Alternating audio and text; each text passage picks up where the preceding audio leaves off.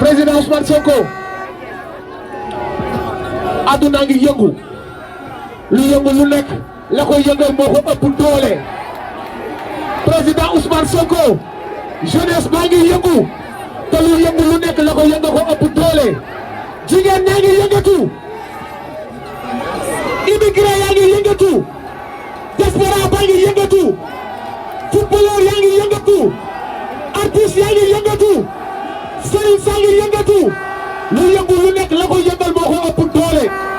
président Ousmane Sonko plus ñu lay saaga plus ñu lay gën a bëgg plus ñu lay jéem a salteel plus ngay gën a set suñuy bët plus ñu yónni ay nit pour suufal la plus askan bi di la gën a yëkkati ngay sonné si kaw lu yëngu lu nekk la ko yëngal moo ko ëpp doole hasard amul fii ñi fi nekk duñu ay bétail électoral fii ñi fi nekk duñu ay golo yi jox ay 5000 ay noble ñoo fi nekk leader yi nekk fii yëpp ay ponkal lañu du ay caaxaan moo leen di yëkkati donc lu yëngu lu nekk la ko yëngal moo ko ëpp doole espoir dafa rëy espoir kenn du ko tas surtout yaakaaru xale musuñoo am loo xam ne ñoo ko tànnal suñu bopp saytu ko xool ko posé ko xool ci biir ci biti ba tànn ko dafa am loo xam si dañu koo gis mu doy ñu tànn ko xool ko saytu ko indi nga la ñu doon xaar ci wàllu politicien bu noble bu digne koo xam ne dafa ñëw pour yee la jeunesse sénégalaise dafa ñëw pour yee la jeunesse africaine du hasard loxo yëpp ci kaw pour le président le big fils le révolutionnaire l'honorable le propre le courageux président Ousmane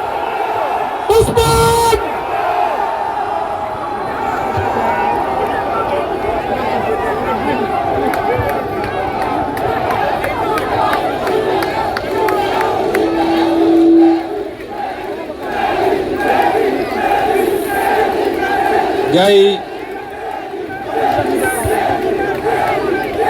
merci beaucoup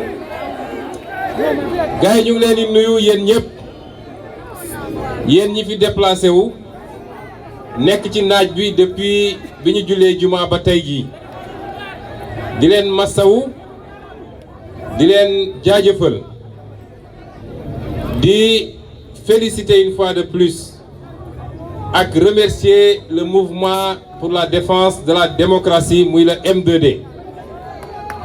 di mouvement bi nga xam ne moo waral ndaje bi tey di féliciter leader yi fi teew yépp bëri nañu mënuma jaar seen tur ñoom ñépp ak ñi fi bëggoon teew te seen agenda mayu leen ko di wax ni lii ngeen def nii dafa firndeel benn mbir kese ak li mu jur bokk ndax diggante bi ñu dooree manifestation beeg léegi yéegal nañ ñu ni suñu frère Landing Seck ñu koy wax kilifa bàyyi nañ ko ñu toogaat tuuti avocat yi yónnee ñu message nañu fële ci Diourbel Moussa Gueye ak Galas Gueye bàyyi nañ leen kon loolu dafay firndeel lenn dama bëgg sénégalais yépp la ñuy waxal dama bëgg ñu xam ni kii ñu seqal mbir mi parce que dafa am loo xam ne da ngay seq ak nit doxalu nit waaye boo demee ci digg bàyyi ma wi ne danga fay nitelu ci quelques secondes lañ lay wan say yax sax dañ koy maccaat mu jeex ki ñu seqal nag dama bëgg sénégalais yépp xam lenn teggi woon nañ suñu tànk parce que kilifa yi ñaan nañ ñu ko ñu nangu ko te bañ koy teggi Sénégal yépp àdduna yépp seede woon na ni waa ji suulu woon na ba noppi buñ ci tegoon ñaari fan mu jël avion dem Côte d'Ivoire ñaari fan kilifa yi ñaan ñu ko ñu nangu ko ñu jàppoon nag ni bu doon ab nit lañu amal affaire ak li fi xew yépp bu li weesoo dina xam ni li woon nekkatul que ni mu noote woon askan wi jàpp leader politique yi di tëj jàpp mouvement citoyen di tëj que loolu jeex na ci réew mi jàppoon nañu dina defaraat toogaayam xam ni ñaari at ak genn wàll yi ko fi dese war naa xool nu muy defaree ba génn ci génn bu xaw a tane ndax génn gu rafet mënatu fee am. L'histoire retiendra que li ñu mës a am ci président de la république yëpp li ñu mës a am ci président de la république yëpp l'histoire retiendra que mooy li ci yées kon bu lii amee mu génn ci te yàlla xam ne ni jaaxle woon na ba ni Sénégal di toll yëpp te moom mu ne mooy président de la république périmètre am weesuwul woon Mermoz palais de la république te ay chars de combat ñoo ko doon escorté waaye Sénégal yëpp a seede bi mbir weesoo ba léegi ñun li ñu diglante woon ak kilifa yi ñun wàccoo nañu ak ñoom ndax boobu ba léegi ñu ngi ne tekk tekkaaral kenn dégguñu ñu wax kenn dégguñu ñu xuloo kenn dégguñu ñu saaga kenn dégguñu ñu xeex waaye njéeréeram yooyu nga xam ne ñoom ñëpp bi mbir jaxasoo ñi ngi woon ci sous-sol yi ñi dem tëju ci hôtel yi ñu libéré leen ñu dem wër plateau yëpp xëyee saaga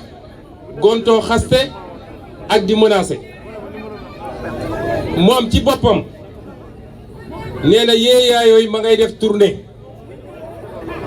politique mu naan tournée économique jël ay centaines de millions yoo xam ne suñu alalu réew la ñun ak ay oto yoo xam ne suñu oto réew la ak carburant boo xam suñu carburant réew la dem di yeb ay car rapide ak ay njaganjaay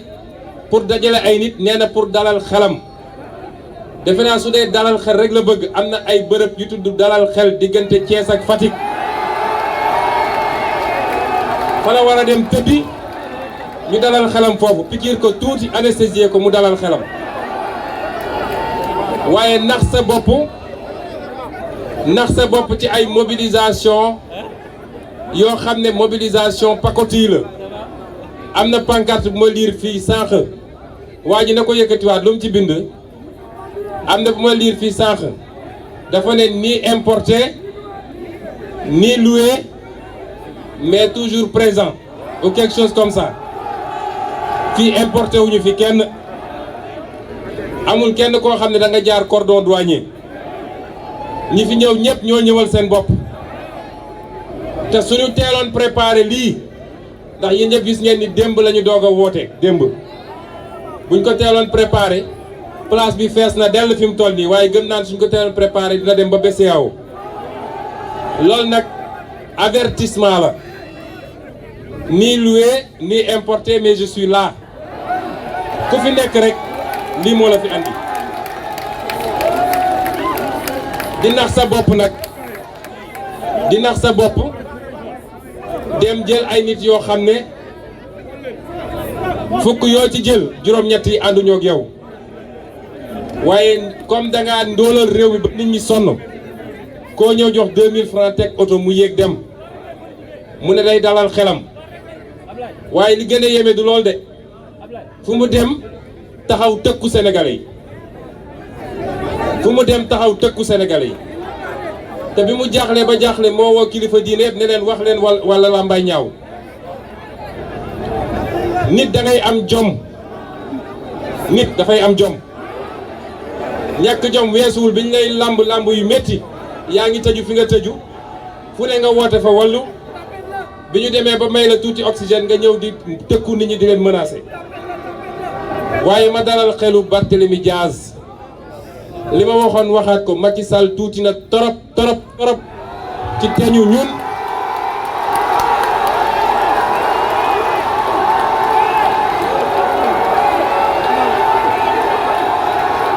dama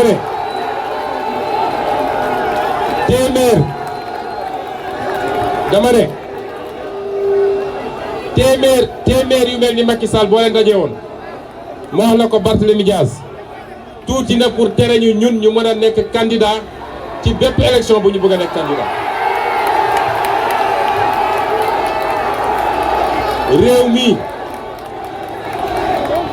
réew mi may leen ma rek ma yeggali parce que 19h lañ ñu may te dañu bëgg a nekk ñu discipliné. dama ne réew mi benn sénégalais rek laa xam ni tey ñëpp xam nañu dootul doon candidat ci réew mi te sénégalais boobu dafa am tur am sant mooy kan. benn sénégalais la amul beneen moom la ñu am firnde bu leer naññ ni réew mi dootu fi nekk candidat wala dina dox suñu kaw cadavre pour nekk candidat ci réew mi. kon ñu wax leen ni état de grâce bi jeex na te dafa am loo xam ne dootuñu ko nangul kenn. moom mënul jël suñu alalu réew jël suñuy oto jël suñu force de sécurité di lambari ci biir réew mi ba pare ne dinañu tere ñun ñuy def suñuy daje loolu dootu fi am. Kaolack laa jóge sànq ba ma demee nee nañu préfet Kaolack nee na tant que moo fay préfet manifestation du fa am.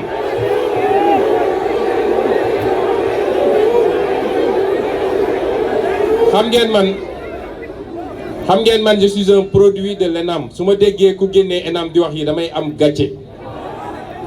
parce que boo déggee ñuy ŋaññi administration rek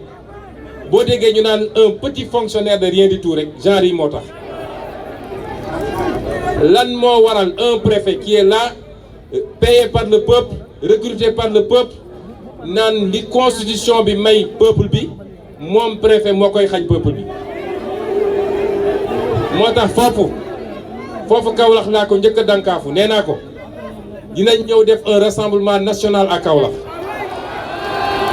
te bu soobee yàlla ci lu soriwul dara waaye waxoon naa ko lenn nee naa leen rassemblement boobu bu ngeen defee kilifa mandat de dépôt xam leen ni fii ak semaine prochaine dina am rassemblement foofu Kaolack ñu sant yàlla biñ ko wàccee biñ ko bàyyee noonee nag la ñuy exiger ñi nga xam ne ñoom la ñu téye tey ba tey te ma leen di lim ñi nga xam ne ñi nga Ziguinchor muy ki ñuy wax Demba Diédhiou di Abdourahmane Diallo di Mohamed Mané Babacar Diagne ak ñi des Diourbel muy Ndiogu Diop Ndongo Diop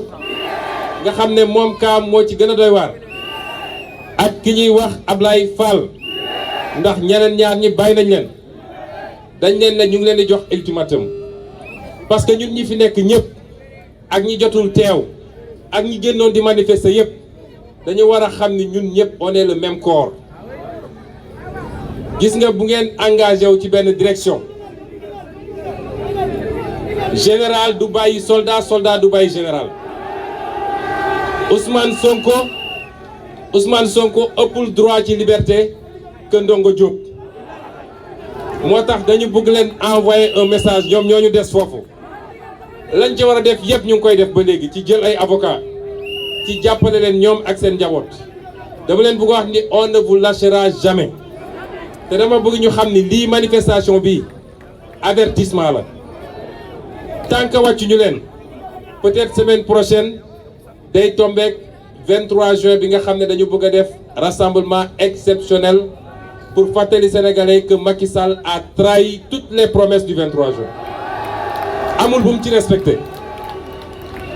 mais li ci tegu bu ñu génnee ci 23 juin bu dee ñiy wàcc ñu leen parce que amul lan moo war a tax ñu jàpp leen amul dañoo nekk ci réew moo xam ne Macky Sall dafa am justice am dañuy jàpp nit justice fenkal ko ay layal ko wala fenkal ko ay grief ak ay chef yu ñuy yokk kilifa biñ koy jàppee ñaari mbir la ñu waxoon ne dafa participer à une manifestation non autorisée ak beneen bu ñàkk fayda dem yóbbu ko retour de parquet démb ñu delloosiwaat ko yokk ci ñett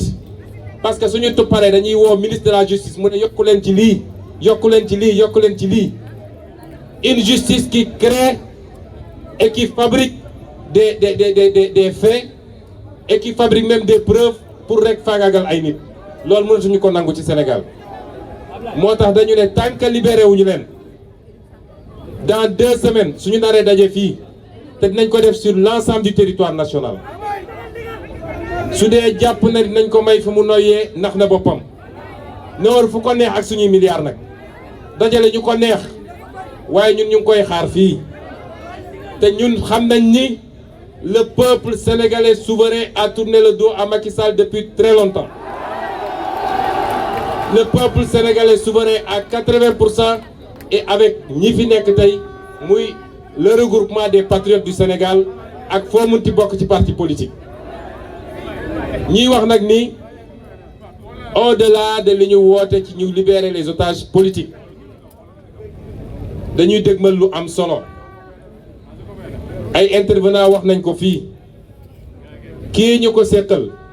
yaakaarul lu dul ci wuruj ay élection te jàpp na ni élection locale yi mooy anticiper 2024 buñ ko seetaanee ba mu mbuxum élection yi le lendemain lay génn taxaw am sañ-sañ ne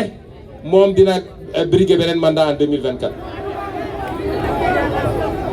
la jeunesse a les cartes en main. na ñëpp dem inscrire ci carte ci liste électorale yi ñi ngi joxe ay date dama bëgg wax ni date yooyu mënul ne parce que balaa ñuy ubbi inscription bi il faut ñu pare dialogue politique bi valider les points de consensus convoquer l'Assemblée nationale en session en procédure d'urgence mu voter le nouveau code électoral ñu doog a mën a dem ci loolu te loolu mënul nekk fii ak mois d'août leer na ma ni ñoom ñooy def ay sondage pour xool nit ñi fan lañ ci toll. waaye quartier par quartier laa bëgg quartier par quartier maison par maison sax laa koy commencer maison par maison quartier par quartier commune par commune ville par ville région par région yéen la jeunesse le fichier actuellement gën saa bëri defe naa eggul 7 millions les primo-inscrits de ce pays ñoom ñëpp suñu génnee voté wu massivement inscrire massivement ak ñi ñu bindoon ni ne peut pas voter ñu dem rectifier fichier bi dina dépasser 10 millions d'électeurs te ñiy bindu ñëpp nag à 90% ñu wàcc Macky Sall ak ñi mu àndal kooku mënatul gagner élection Sénégal du élection locale du législative du présidentielle Macky Sall est fini c'est une page tournée li ma waxoon rek dañuy masaxa rek gunge ko ba 2024 lan mooy doon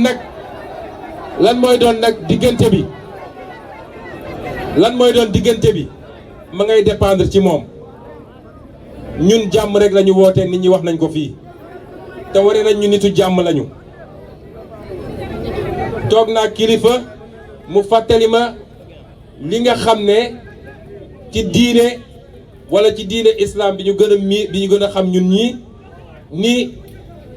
du lu ñuy doo jóg dem attaquer waaye am nga sañ-sañu défendre ñun dañoo défendre ba léegi te li fi amoon ba tax ñu défendre bu amoon dinañ défendre nu ko raw téeméeri junni yoon kon moom mooy nekk nit ñi ànd ak moom nekk nit mu bëgg ñu woo ci leneen nag dinañu fekk ci loolu su yaakaaree nag day dalal xelam ci tournée ak recruter ay 3000 policiers 3000 gendarmes dem ñu jox ko ay armes mu ñëw su jàppee ni loolu mën na téye un peuple ndax na boppam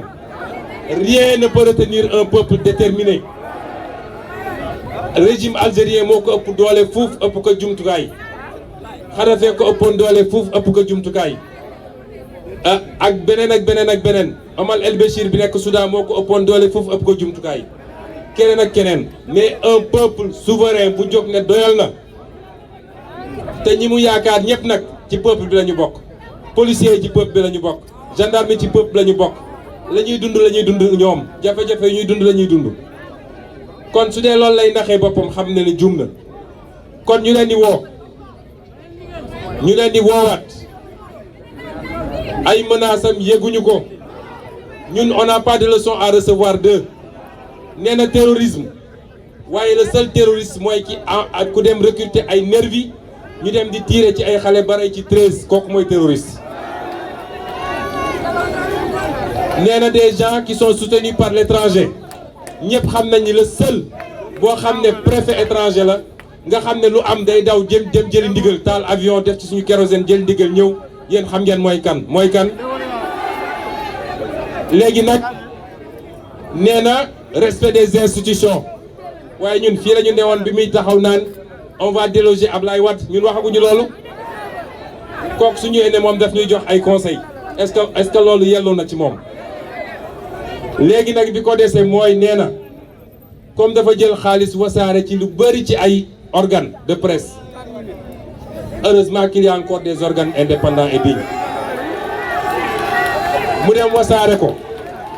ne leen seen mission mooy saa yu ngeen xëyee wax leen lu bon ci Ousmane Sonko waaye plus ñuy wax plus Ousmane Sonko di am bay ci Sénégal.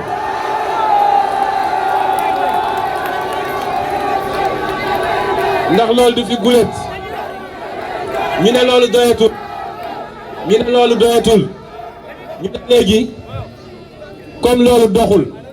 te ñu gis ni nag am na benn mbir moo xam ne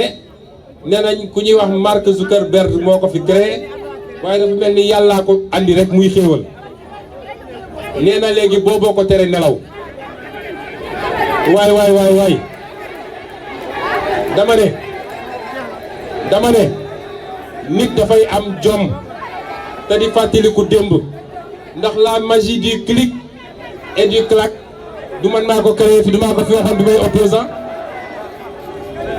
kon dama bëgg ñu wax ni yéen ñëpp laay waxal sama frère Bougane wax na lu jëm ci lu ñuy dëgmalee élection yooyu M2D du plateforme politique M2D dafa di plateforme boo xam ne dafa dajale ay mouvement citoyen dajale ay parti politique waaye lii woon objectif am dëgg mooy lépp lu jëm ci faagagal démocratie ak lépp lu jëm ci yorin gu ñaaw gu ñu yor réew mi ñu jëlee ko fi waaye acteurs politiques yi ñoom man am naa certitude ni ñi war a ànd nañu ànd ci élection législative yi locales yi te gëm naa ni li ëpp solo ci ñi nekk ci opposition bu soobee kii bind am naa yaakaar ni dinañu ànd te dinañ fi duma Macky Sall ak ñi mu àndal duma goo xam ne dañuy wax 2009 du dara nañ ko teg fële man loolu laa gëm lu ñuy liggéey la nag waaye yéen ñii nga xam ne yéenay ndeyu mbil gi du ñun yéen a nekk ci terrain bi di def porte à porte yéen nekk ci terrain bi di wax ak sénégalais yi lenn rek lañ leen di ñaan na ngeen am confiance ci seeni leader politique xam leen ni lii ñu sumb te ñu daj ci lu ne te ñu ñàkk ci lu ne duñ ko mus a tayle duñ ko mus a yàq duñ ci mus a def loo xam ne lu koy yàq la loolu rek laa leen ñaan li ci des préparé wu leen fagaru leen parce que bu soobee yàlla Macky Sall wiiri jaare xam nga leen am na ko wax léegi tappale yi muy def yëpp jaru ko parce que wàcc daanoo ci gën a gaaw est-ce que ñun ñëpp d'accord nañu 2024 dina am élection présidentielle kan moo sañ ne fii 2024 du fi am élection présidentielle te dàq élection teewul élection dina am moo tax ñun nañu nekk ci ñu nekk rek di liggéey nañu dànk fanaanal nañu daas fanaanal nañu waajal bu soobee yàlla élection dina am ci réew mi te 2022 bi élection mënul ñàkk man de ma wax ko fii léegi je suis député à l'Assemblée nationale j'ai été élu au mois de juillet 2017 au mois de juillet 2022 ma delloo leen seen caabi oto delloo leen seen carte je ne serai plus député dans ce pays.